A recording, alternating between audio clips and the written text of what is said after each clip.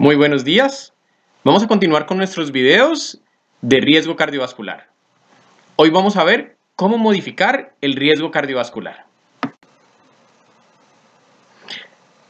Para disminuir el riesgo cardiovascular, la medida más importante es modificar los hábitos de vida y convertirlos en hábitos de vida saludable.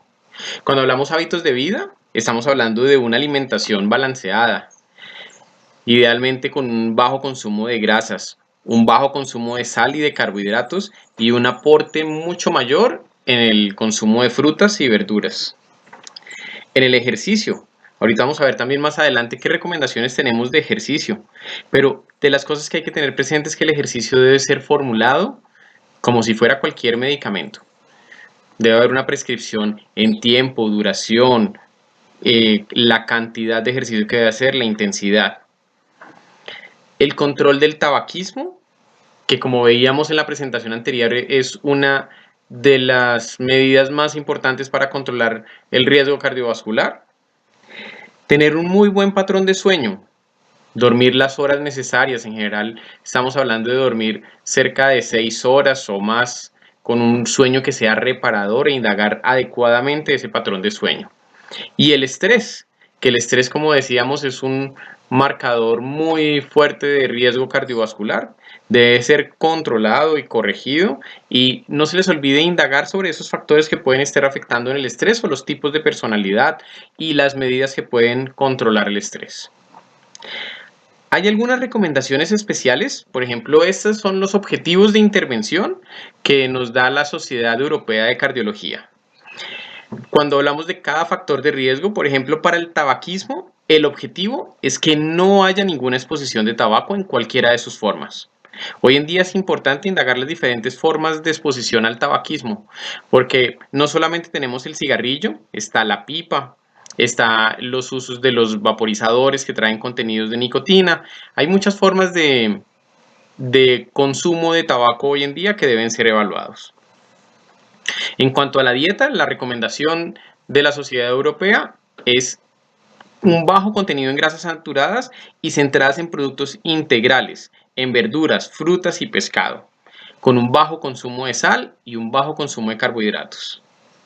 En actividad física, como les decía, hay unas recomendaciones específicas de recomendación, aunque esto debe ajustarse a cada persona, y es que la actividad física debe ser formulada por al menos 150 minutos a la semana, y esos 150 minutos pueden ser repartidos idealmente en 5 días a la semana, con jornadas de 30 minutos, mientras el ejercicio aeróbico sea moderado. Podríamos reducir un poco esa cantidad de tiempo a 75 minutos semanales si esa actividad física aeróbica es intensa, es decir, pueden ser 15 minutos 5 días a la semana o una combinación de ambas. En cuanto al peso, lo ideal es que el índice de masa corporal esté entre 20 y 25. Y esa debe ser nuestra meta. Y un perímetro de cintura menor a 94 en hombres y menor a 80 en mujeres. Para la presión arterial, la meta es menor a 140/90 en todos los casos, con las excepciones que habría por el mayor riesgo cardiovascular, por ejemplo, en diabetes o en enfermedad renal, donde estos valores pueden ser por debajo a 135/85 o incluso ponerse una meta de 130/80 sin llevar el paciente a una hipotensión. En relación a los lípidos, cada uno de los lípidos tiene unos objetivos diferentes. En el LDL, este es el objetivo principal en cuanto a la parte del control lipídico. A los pacientes que veíamos que estaban clasificados en riesgo muy alto, lo ideal es que llevemos el colesterol LDL a menos de 70 miligramos por decilitro. O si ese valor está entre 70 y 135, pero tenemos un riesgo muy alto, hacer que ese valor sea reducido en al menos un 50%. Si es de riesgo alto, debe estar por debajo de 100 miligramos por decilitro o una reducción al menos de 50% si ese valor inicial está entre 100 y 200 miligramos por decilitro. O un riesgo bajo, los pacientes de riesgo bajo moderado que siempre estuvieran por debajo de 115 miligramos por decilitro. Para el colesterol HDL no hay una cifra real de objetivo. En general se habla que debe ser mayor a 40 miligramos por decilitro para varones, mayor a 45 miligramos por decilitro para mujeres. Esto muestra que hay un riesgo más bajo. Sin embargo, hoy en día estamos tratando de que todos los pacientes estén con valores de HDL superiores a 45, y acuérdense que la acción protectora del HDL comienza cuando son valores superiores a 60 miligramos por decilitro. En relación a los triglicéridos, tampoco hay un objetivo específico. El punto de corte casi siempre lo dejamos en 150 miligramos por decilitro. Por debajo de esto indica un riesgo más bajo. Y concentraciones más altas indican la necesidad de buscar otros factores de riesgo que puedan intervenir o generarnos un mayor riesgo de enfermedades cardiovasculares. Para diabetes mellitus, en general, la parte global es tener una hemoglobina glicosilada menor a 7%. Recuerden que los objetivos de hemoglobina glicosilada hoy en día deben ser individualizados. No podemos pensar en llevar a un paciente por debajo de 7 cuando tiene valores demasiado altos, una labilidad glucémica muy grande, la variabilidad es muy marcada, o una respuesta a algunos medicamentos que no es fácil de manejar, como su respuesta a la insulina. En fin, en estos pacientes no podemos pensar en betas por debajo del 7%, pero la globalidad nos dice que deberíamos de tener como meta por debajo del 7% para los pacientes con diabetes. En algunos casos, en los pacientes que lo toleren y que veamos que no estamos corriendo algún riesgo, por debajo de 6.5.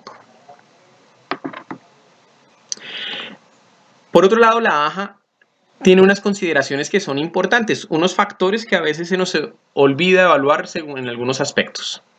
En los aspectos generales de riesgo cardiovascular, tener presente que los adultos deben ser evaluados de forma rutinaria para detectar factores estresantes psicosociales y recibir el asesoramiento adecuado. En relación a la dieta, tener en cuenta la percepción del tamaño corporal del paciente, así como las influencias sociales y culturales. Y sobre eso trabajar. Hay pacientes que culturalmente piensan que lo correcto es estar en una situación de obesidad, y eso como que piensan que es muy saludable, y poder intervenir en esa preconcepción es importante sin que el paciente se vaya a sentir agredido por ese cambio de concepción que vamos a realizar. Importante también que deben evaluarse las posibles barreras para la adherencia a una dieta saludable para el corazón, incluido el acceso a los alimentos y los factores económicos. En cuanto al ejercicio y la actividad física, algo muy similar. Evaluar el entorno del vecindario y el acceso a las instalaciones para la actividad física, y que los ejercicios sean viables, teniendo en cuenta la condición socioeconómica del paciente, la condición de accesos y sus condiciones físicas.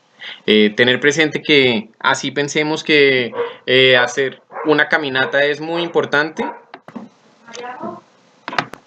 Si el ejercicio que indicamos para el paciente es, por ejemplo, jugar golf en un paciente que tiene bajas condiciones socioeconómicas, probablemente no nos va a cumplir eso, así el ejercicio y la caminada sea muy saludable y se caminen a espacios muy amplios, pero sí debemos ver cuáles son las condiciones sociales del paciente, o si le pedimos al paciente que salga a trotar en la noche y es un barrio muy inseguro, todas esas condiciones que son importantes tener en cuenta en relación al ejercicio.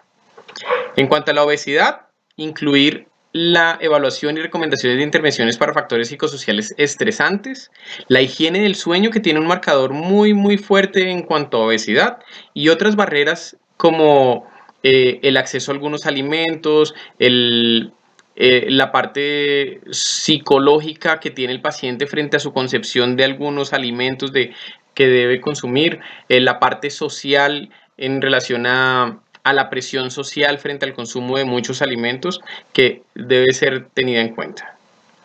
Y se debe promover el mantenimiento del peso en pacientes con sobrepeso y obesidad que no puedan alcanzar los niveles recomendados. No desestimular al paciente. Si el paciente logró llegar a una meta que disminuyó su índice de masa corporal, estimularlo a que se mantenga al menos en ese peso.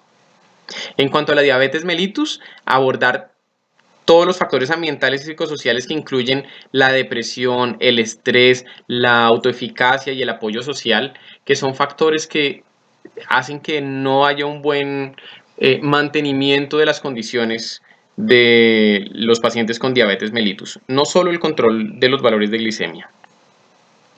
En cuanto a la hipertensión arterial, recuérdense que el sueño de corta duración, menor a 6 horas, y la mala calidad del sueño están directamente asociados con cifras tensionales más elevadas.